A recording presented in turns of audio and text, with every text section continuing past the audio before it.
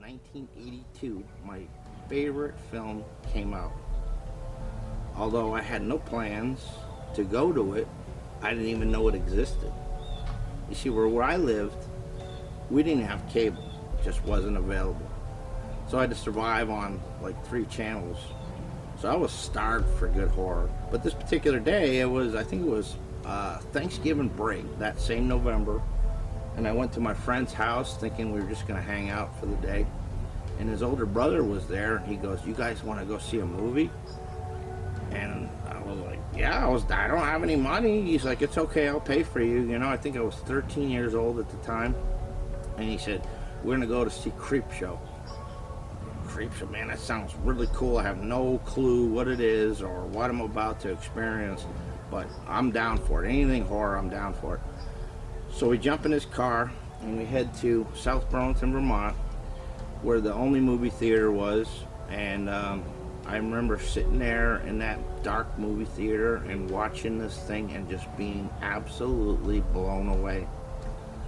Now, one thing that was very clear that day was that it was a very windy November day. And the wind was howling outside.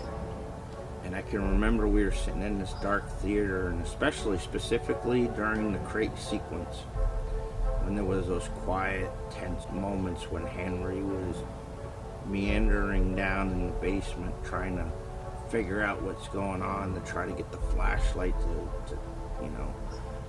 try to see what's going on there in that crime scene. It was like nobody was breathing in that movie theater. Nobody was sniffling, coughing. Nobody cleared their throat.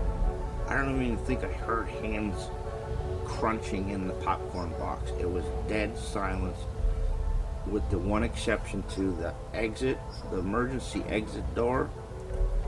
The wind was howling and was whistling through the door. And it just totally added to the atmosphere. And I'll tell you, it made a huge impact on my life. Absolutely love that movie. Especially love the crate sequence. I mean, you gotta love Fluffy. June 19th, 1834, there was a crate sent to Horlicks University. We know that crate contained Fluffy, an unknown primate. But you don't go on an expedition, step off a boat, and then walk off and then have a discovery like that. Expeditions usually can take anywhere from weeks to months, gathering and collecting evidence. So who's to say that they weren't there for a couple of months collecting samples? Maybe they found footprints and they casted them in plaster pairs. Maybe they found hair samples. So I'm more inclined to believe that Julia Carpenter, whose expedition it was back in June 19, 1834, that she collected more than just the crate. So I wanted to make, and I'm hoping you will try it too, some Fluffy hair samples, specimen samples.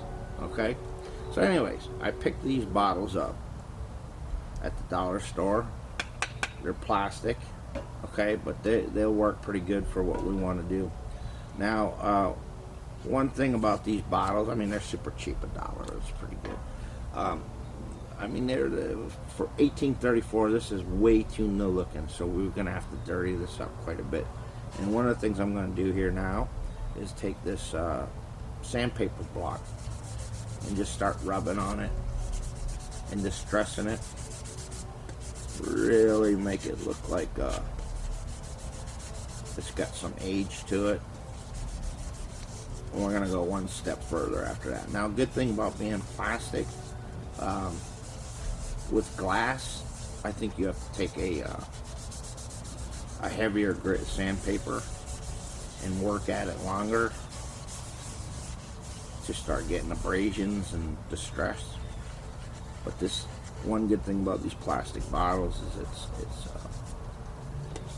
is it's working real quick, real efficiently. So already we're starting to get a distressed look. and I'm liking that already. So we'll give it a couple more swipes here. Now the next thing I'm going to want to do is to just give it some kind of some grime, some detail. So I've got this Apple Barrel brand matte acrylic paint, and the color is Territorial Beige. Now I need to put some little bit of water in my palette. I've already put some in there, and I'm going to take a dab of that, mix it in some water, water it down a little bit, and then I'm just going to kind of coat it. Just spread it all over there. Get it all on them nooks and crannies and nooks and whatnots. Alright. So once I get that on there, I'm going to take some toilet paper, paper towel, whatever, and I'm just going to dab at it, kind of remove that excess. So what that's doing is it's all them scratches and abrasions, it's kind of forcing it in there. So that's what we got. So the next thing I can do, I can open up the bottle already. This is a quick one, I'm telling you. And I got this synthetic hair. I got this off of like an old Halloween prop. You could find them on maybe an old Halloween mask, or if you go to Goodwill or some thrift store, you might find some plush toy that has, you know, this kind of a hair. You know, look at the pictures of Fluffy online, and then go out there and try to match it up. So we don't need much. I'm just gonna cut a chunk. So that's what I ended up with right there. Stick that in that bottle like that, and we'll close that lid. Alright, so now we got Fluffy's hair in there, but we need the cap looks too new, so we need to deal with that. What I did in this case is I got another acrylic paint called Burnt Umber. Alright, now with that I'm going to put just a little bit in my tray. And with that I'm just going to go ahead and paint the whole cap. In fact, I'm going to take that cap off there. Just paint the whole thing. Yeah, I definitely, you know what, it makes me think, I really do not. I would absolutely love to see somebody make like a prequel to basically the discovery of Fluffy. I mean, hell, they're doing prequels on every other damn thing, you know, The Thing, everything. I mean, they're doing prequels to death. Why don't they do one on Fluffy, the origin, that expedition, how he came to be? You know, there's a lot of people that absolutely love Fluffy. I never realized how many Creepshow fans there were out there. How many people loved Fluffy. In fact, there's like a lot of homages to Fluffy and the Crate. For instance, you can, if you pay close attention to Friday the 13th, Jason Goes to Hell, on the cargo ship, if you look closely, there is a crate in there on board that ship that says "Ship to Julia Carpenter, Arctic Expedition." And you can also see the same thing stenciled on a crate in I want to say it's season 5, episode 1 of one of the Walking Deads, when they're like out in the parking lot or something, and they're having an encounter with the zombies. You can see this big crate, and it's stenciled real big across there. So anyways, I've got this I've got this cap painted, this burnt umber. You're gonna have to do a couple of coats because I acrylic paint doesn't go on metal too good. You have to kind of do a coat, let it dry a bit, do another coat until you can really get it layers built up. So for now, that's good. I'm going to let that sit there. Now, one thing that you have to, anytime you have a science specimen, there's always a label identifying what's inside the contents. And for that, I designed some labels on paint, which is on every computer, and it's super easy to do. I'm going to show you a little bit how to do that. And basically, this one here design, it says Horlick University, specimen number, date collected, and specimen description. Underneath it says science department. Okay, so I made these on paint on the computer. Super easy to do. The first thing I did after opening up the paint program was to click on that little square you see there, and then went over to the line thickness, and I chose the smallest thickness. And then down in the paper, or page if you will, I dragged the cursor to create a rectangle. Then I went inside the rectangle and then dragged it again to create a border.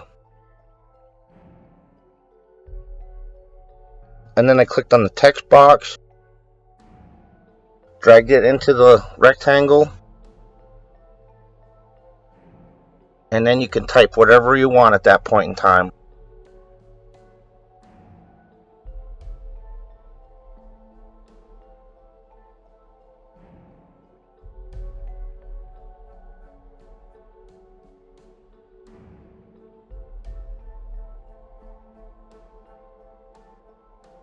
After it was done, I just simply printed it off. Pretty easy. Then what I did was I aged them. We're talking 1834, so these specimens have been sitting around for a long time. And in order to do that, all you need to do is take your piece of paper after you've created your labels, drip some black coffee. That's all you gotta do, coffee. Pour it on there, let it saturate, let it dry, and then you can go back and hit some more spots so that you can have darker, lighter, darker, lighter. Now I thought about the dates because I wanted to put June 19, 1834. But then I thought, no, that's the day that they discovered Fluffy. So I decided against that. I'm deciding to go with a date earlier. To maybe they found this specimen a lot earlier. So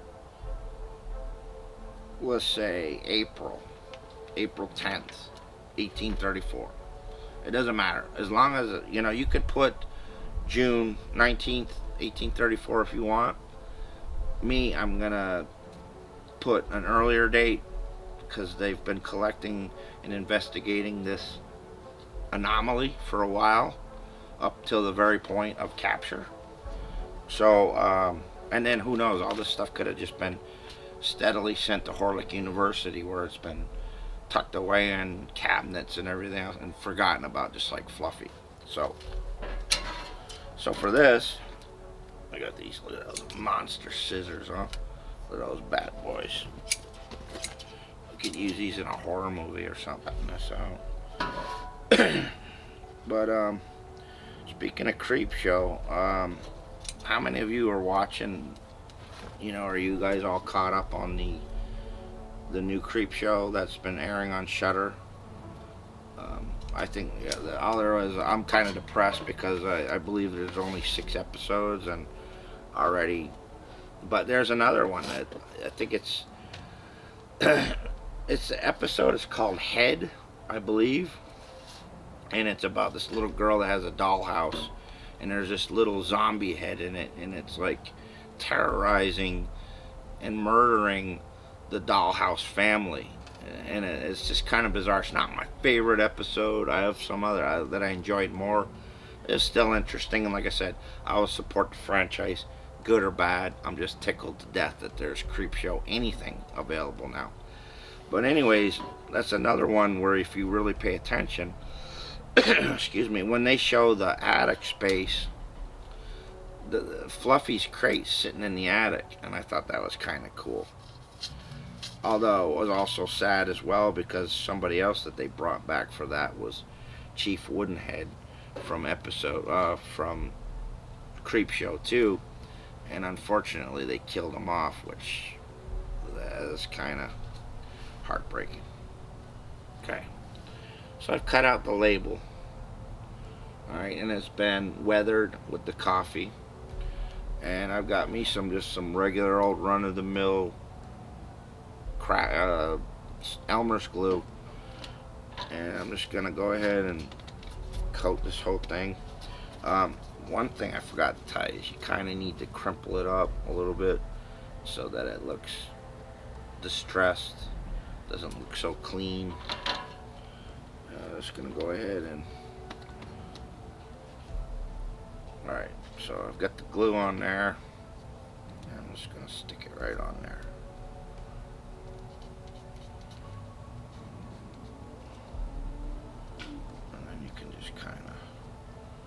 Got some raw edges where it's not just kind of. Some people use Mod Podge. Me, I just Elmer's glue. It dries clear. It does the trick. You know, there's no real wrong way of doing this. So there we have it. That's it. It's so super simple. Fluffy, Julia Carpenter,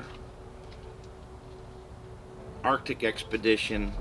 Fluffy hair samples. I hope you enjoyed that. It's super easy. You can do it too. It's really easy. Please comment down below and subscribe. I want to do a giveaway once we hit 100 subscribers, and I'm already putting together a nice collection of goodies for a random drawing for my subscribers. And please comment down below. Tell me what you think. And then let me know, show me what you come up with. Maybe this will inspire you to come up with some other fluffy Arctic Expedition samples or specimens. Thank you, I appreciate you, and we'll see you next time.